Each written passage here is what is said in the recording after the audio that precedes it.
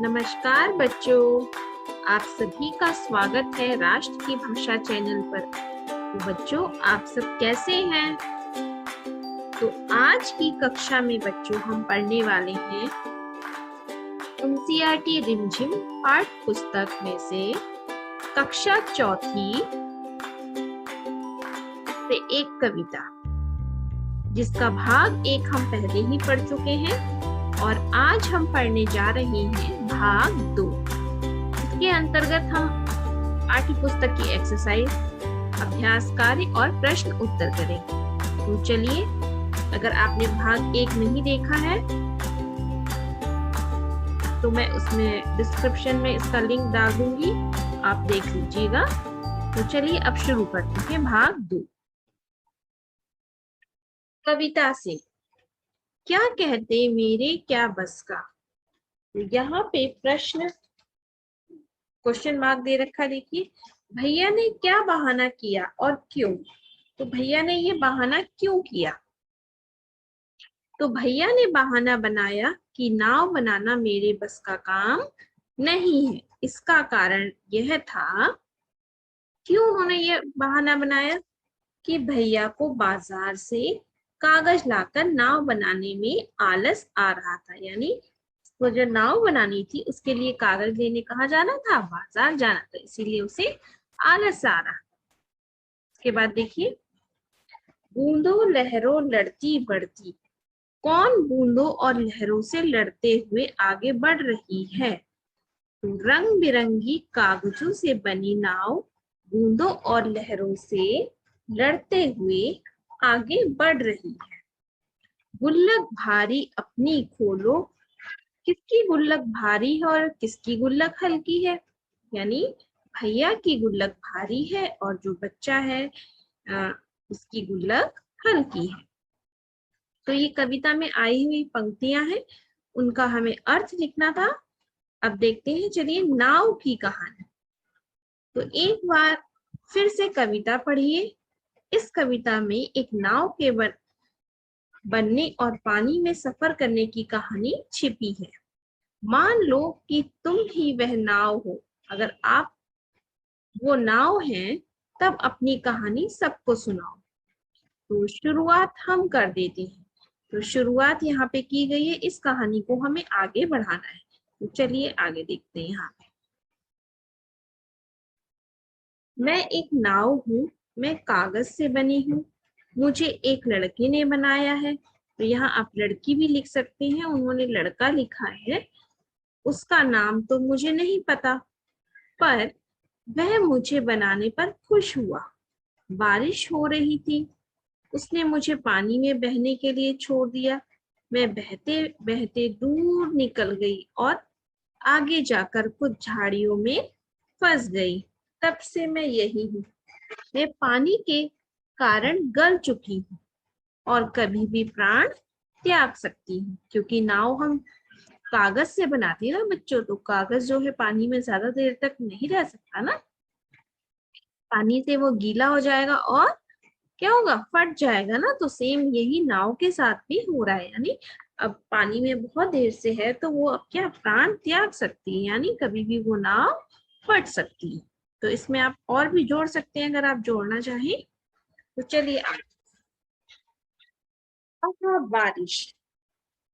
तो आहा शब्द, जब हम कुछ, हमें बहुत खुशी महसूस होती है, तब हमारे मन से ये शब्द निकलता है। तो तुमने बरसात पर पहले भी कभी कोई कविता या लोकगीत सुना होगा, उसे नीचे दी गई जगह में लिखो। यानी आपने कभी बरसात या बारिश के ऊपर कोई कविता सुनी होगी, है ना? तो उस कविता को या कोई लोकगीत यानी जो उस प्रांत, उस एरिया में गाया जाने वाला लोकप्रिय गीत जिसे कहते हैं, तो वो लिख सकते हैं आप, या कोई अपनी कविता लिख सकते हैं। तो यहाँ पर मैंने एक कविता लिखी, देखिए। बरखा रानी आओ तुम, रिम झिम बरसो तुम, तपती धरती प्यासी बैठी, उसकी प्यास बुझाओ तुम। सरिता तुमसे रूठी बैठी, देर लगी आने में कैसी, जल्दी से बादल बरसाओ, उसको पानी देते जाओ। तो ये मैंने लिखी कविता, आप अपनी कविता भी कोई और लिख सकते हैं। बादल गरजे गड़ गड़ गड़, बरसा पानी झर झर झर, नाचा मोर छम छम छम, दीदी देखो तुम और हम। तो कोई भी कविता आप जो आपको पसंद है वो बारिश के ऊपर लिख सकते हैं। तो देखिए, इस कविता को पढ़ते समय तुम्हारे मन में कई चित्र आए होंगे, उनके बारे में बताओ और उनका चित्र बनाओ। यानी जब आपने ये कविता पढ़ी होगी तब आपके मन में बहुत सारी बातें आई होंगी, क्योंकि ये जो कविता है पानी से संबंधित है, बरसात से संबंधित है, नाव से संबंधित है। तो ये सब कहीं ना कहीं हमारे मन में भी ऐसे कुछ विचार उठते हैं। कागज की नाव हमने भी बचपन में बनाई होगी, तो हमें वो दिन याद आ गए होंगे। तो देखिए, तो जब हमने कविता पढ़ी तो वहां पे हमारे मन में क्या क्या भाव आए होंगे। एक तो पानी में जो नाव चल रही है उसके बारे में, बारिश का जब समय होता है तो हम लोग कैसे छाता लेकर के जाते हैं, कौन कौन सी चीजों का प्रयोग करते हैं, छाता, बूट, बरसाती। और इसमें जब गुल्लक के बारे में बात की गई थी तो गुल्लक हमें अपनी पिगी बैंक की याद आ गई होगी, है ना। फिर ये भी हमें याद आ गया होगा कि बहते हुए पानी में हमने कैसे अपनी नाव बनाकर छोड़ी होगी। मैंने तो कई बार छोड़ी है, तो बहुत मजा आता है। और फिर बारिश होने के बाद कैसे इंद्रधनुष निकलता है, 7 रंग का इंद्रधनुष देखकर कितना मजा आता। फिर कागज से किस तरीके से हमने नाव बनाते थे हम लोग, और फिर रंग बिरंगे कागज लेते थे। तो ये सारे मन में जो है उठते हैं जब हमने ये कविता पढ़ी। अगर आप अपना इसमें कोई ऐड करना जोड़ना चाहते हैं तो आप जोड़ दीजिए। तो चलिए, उसके बाद है सचमुच। पानी सचमुच खूब पड़ेगा। सचमुच का अर्थ होता है रियली, जिसे आप कहोगे। तो सचमुच का इस्तेमाल करते हुए तुम भी 2 वाक्य बनाओ, यानी 2 वाक्य आपको बनाने। तो देखिए मैंने यहाँ पे, वह सचमुच बहुत भीग गया। सचमुच मतलब सही में, सचमुच पानी जमकर बरसा, यानी बहुत ज्यादा बारिश हुई सचमुच। तो यहाँ पर और एक भी है, मैंने 2 और लिखे हैं, आप लिख सकते हैं। सचमुच, तुम सचमुच बहुत अच्छा गाना गाती हो। कभी कभी हम तारीफ करते हैं ना, really your singing so good. ऐसे ही हिंदी में सचमुच, सचमुच बहुत बारिश हुई। तो देखिए अब उसके बाद 7 समंदर। 7 समंदर का अर्थ है घिर घिर कर बादल छाया है, 7 समुंदर भर लाया है। यानी वहां पे जब लाइन में बोला गया था कि घिर घिर कर बादल छा रहे और 7 समुंदर भर करके लाया है, तो पता करो 7 समुंदर कौन कौन से होंगे जिनसे बादल पानी भर कर लाया है। यानी 7 समुंदर के नाम आपको पता करने। आप सोशल पढ़ते हैं, सोशल में भी वहां पे होंगे। तो देखिए, हिंद महासागर, प्रशांत महासागर, अटलांटिक महासागर, उत्तरी ध्रुव महासागर, दक्षिणी ध्रुव महासागर, अरब सागर और बंगाल की खाड़ी। तो ये 7 महासागर हैं। के बाद है क्वेश्चन का, क्या सचमुच बारिश के बादल समुद्र से पानी लाते हैं? क्या सचमुच बादल जो है वो समुद्र से पानी लाते हैं? वे इतना सारा पानी कैसे लाते होंगे, मतलब इतना सारा पानी कहाँ से लाते होंगे? वो समुद्र से तो लाते हैं, लेकिन कैसे लाते होंगे? आपस में बातचीत करके पता करो। तो ये आपको अपनी कक्षा में अपने फ्रेंड्स से, दोस्तों से बात करनी है, अध्यापिका के साथ चर्चा करनी है।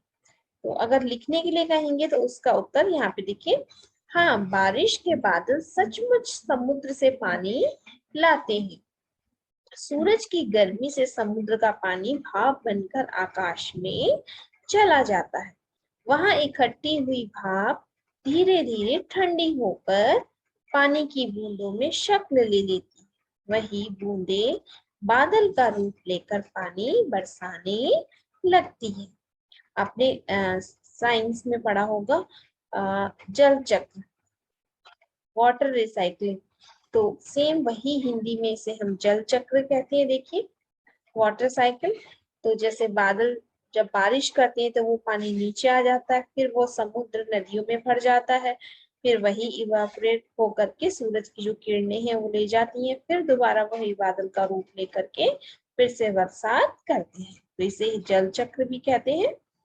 ठीक है, तो देखिए तरह तरह की नावें यानी डिफरेंट टाइप्स की बोट।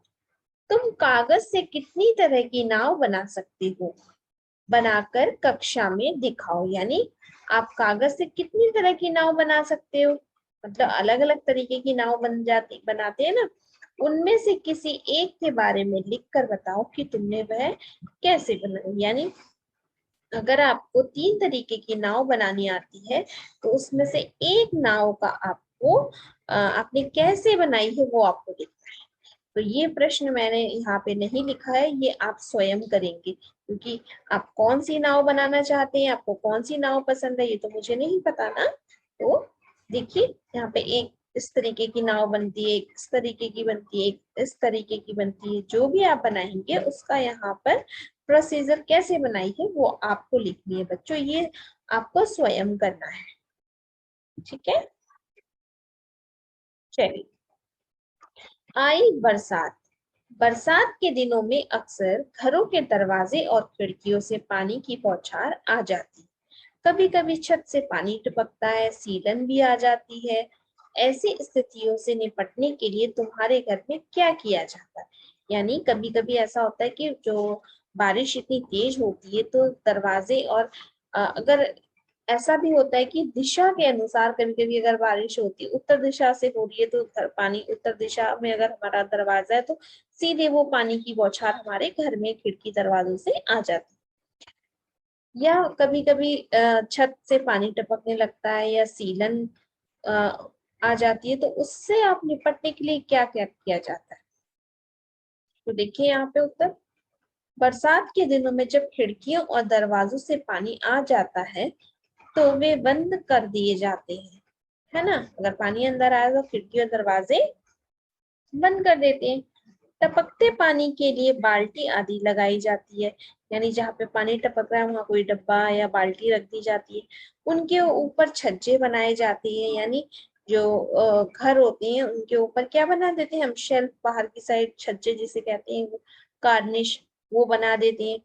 छत से टपकने वाले पानी को रोकने के लिए छत की मरम्मत कराई जाती है। यानी अगर हमें पता चलता है कि यहाँ से छत से पानी टपक रहा है तो बरसात से पहले हम उस छत को क्या करवाते हैं, ठीक करवाते हैं, सीमेंट वगैरह लगवा के, या उस पर प्लास्टिक की चादर बिछाई जाती है। तो ये सारे उपाय किए जाते हैं ताकि बरसात का पानी घर में ना आए और कोई भी परेशानी ना हो।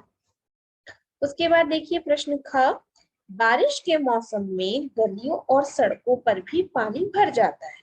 हाँ, क्योंकि जब ज्यादा बारिश होती है तो ऐसा होता है। तुम्हारे मोहल्ले और घर के आसपास बारिश आने पर क्या क्या होता है बताओ। तो ये प्रश्न आपको वैसे स्वयं लिखना है कि आपके घर के आसपास जब बारिश का पानी जमा हो जाता है या ज्यादा बारिश होती है तो वहां पे कैसा होता है।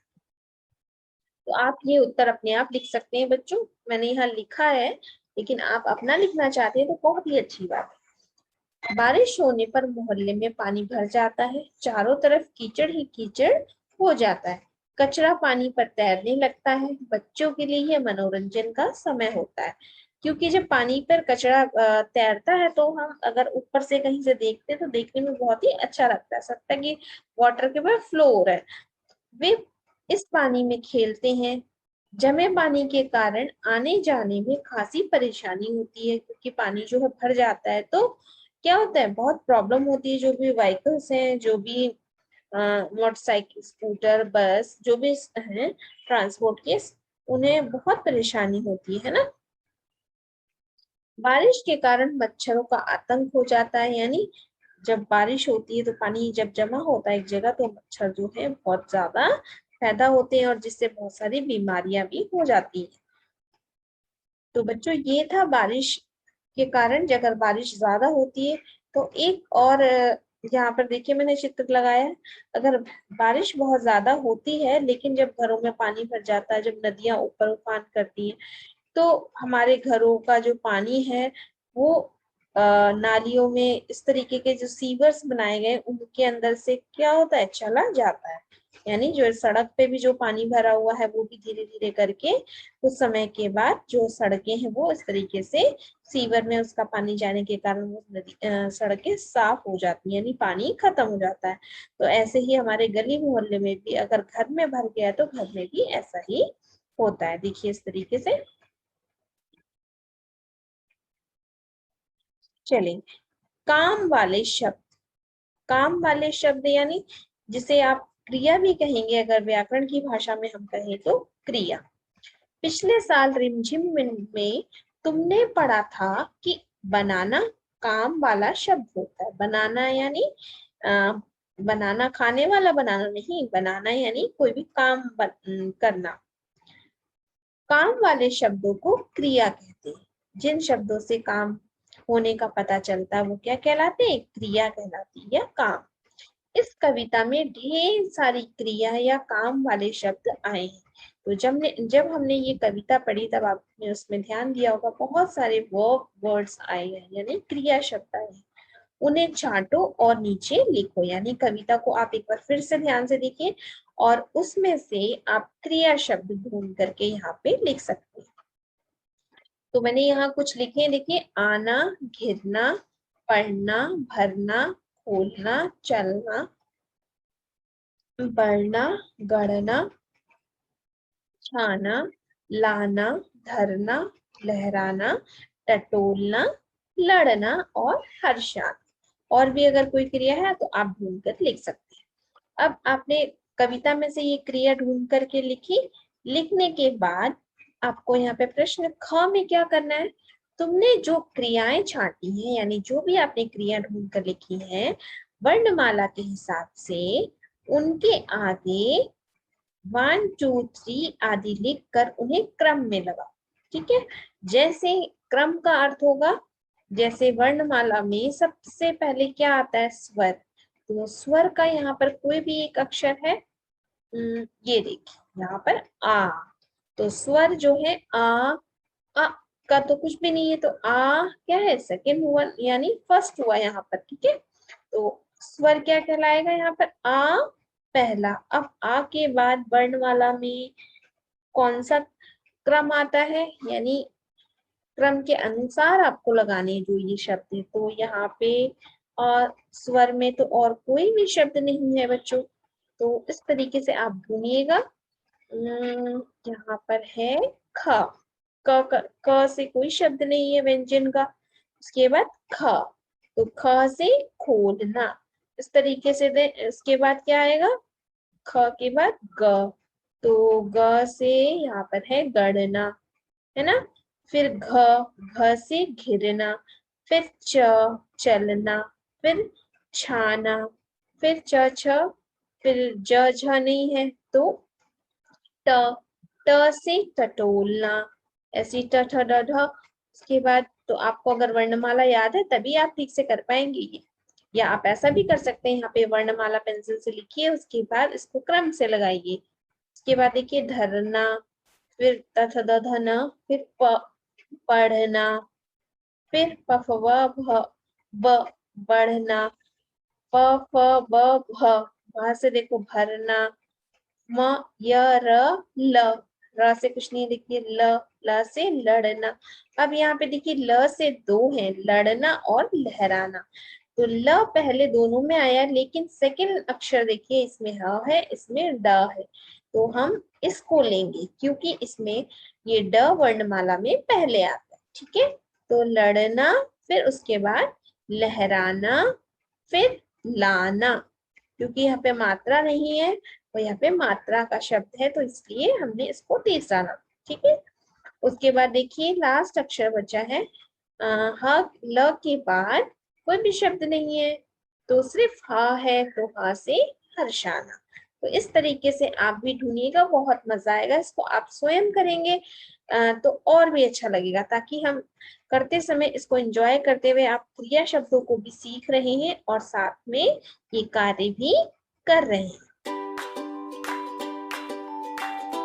तो बच्चों, आशा करती हूँ आपको आज की वीडियो अच्छी लगी हो। अगर आपको ये वीडियो अच्छी लगी और आज जो भी हमने कक्षा में पढ़ा अगर वो आज आपको समझ में आया तो मेरे चैनल को लाइक कीजिए, सब्सक्राइब कीजिए। फिर मिलेंगे अगली वीडियो में बच्चों। तो मैंने यहाँ पर पार्ट 2 जो आज आपने पढ़ा है उसमें पाठ्य पुस्तक का अभ्यास कार्य प्रश्नोत्तर जो भी थे सभी हमने आज समाप्त किए हैं। तो अब हम फिर मिलेंगे अगली वीडियो में, बहुत ही जल्दी मिलेंगे बच्चों। और मैंने इस वीडियो का लिंक जो है डिस्क्रिप्शन बॉक्स में डाल दिया है, तो आप वहां से देख सकते हैं भाग 1 का भी। तो फिर मिलेंगे बच्चों, तब तक के लिए धन्यवाद। और मेरे चैनल को लाइक कीजिए, सब्सक्राइब कीजिए और अपने दोस्तों के साथ शेयर कीजिए ताकि वो भी वीडियो देखकर पढ़ सकें।